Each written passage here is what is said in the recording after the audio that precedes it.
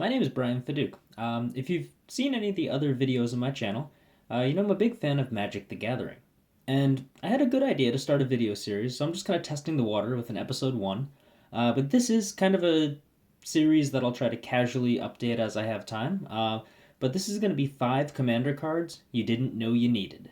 So what I'm basically going to do is go through 5 different commander cards, cards that are specific to the commander play format, and then we're going to just see which cards I'm going through, why I justified them as something to consider, and just talk about the usefulness of the card.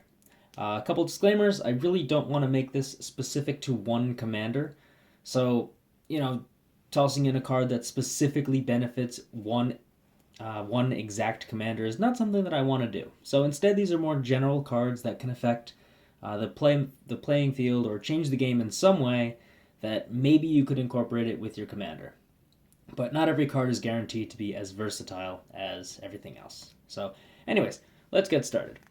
This theme is just the 5 colors. So what I'm going to do is pretty much 5 cards about whatever the theme is. This is more of a generic one to test the waters.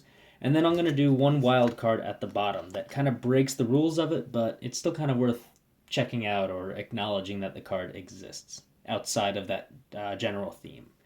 So let's look at the 5 colors. This is the theme for now. So our first card we want to look at is Bedlam.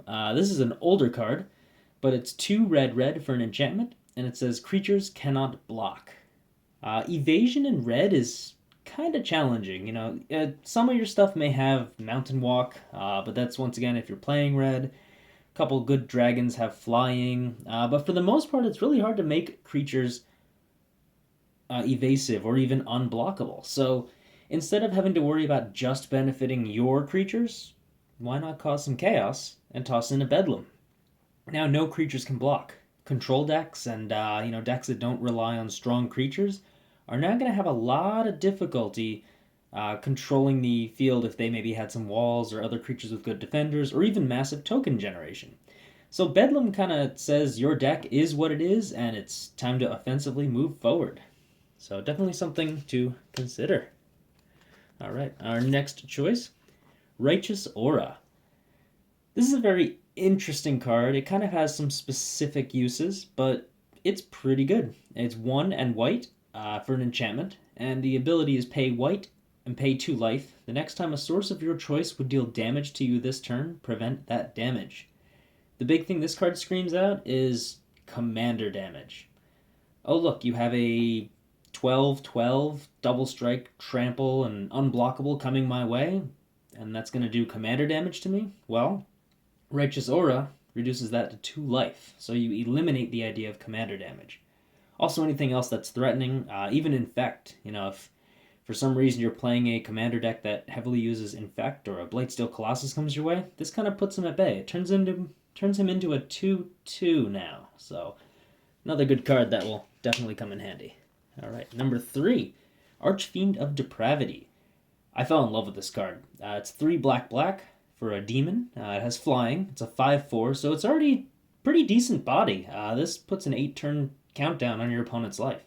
But the real cool thing about this card is that at the beginning of each opponent's upkeep, they have to choose 2 creatures they control and then sacrifice the rest. This shuts down token generation and a lot of other stuff. If your opponent's really leading the field and you can get one of these guys out, all of a sudden it becomes a lot more difficult to maintain the clear advantage on the battlefield. All right, our next card we have is Seasons Past. Somewhat of a newer card, but still worth taking a look at. It's 4 green for a sorcery. Return any number of cards with different converted mana costs from your graveyard to your hand. And then this goes on the bottom of your library.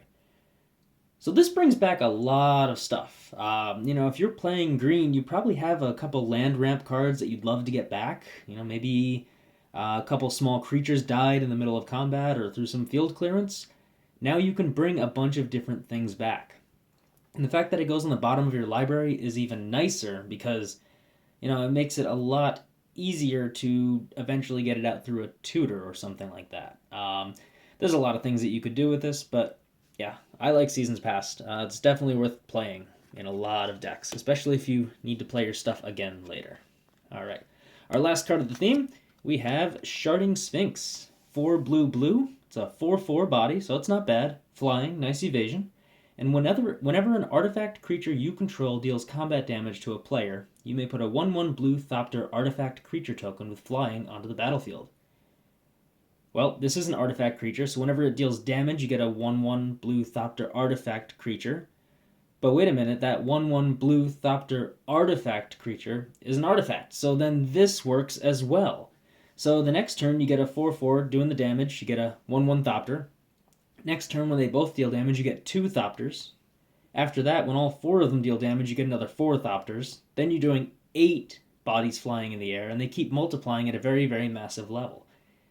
And that's just from the Sharding Sphinx. If you have other artifacts, if you're playing blue, you probably do, this helps generate a lot of stuff.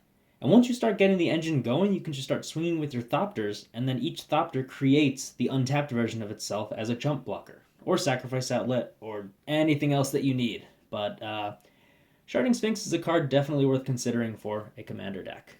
I know it comes in the Commander Precon, but not everybody got into Commander when those were coming out, so I just wanted to put that in. And finally, our wild card. It ended up being 2 different colors, so we have the 5-color theme, but the 2 colors, the wild card of it.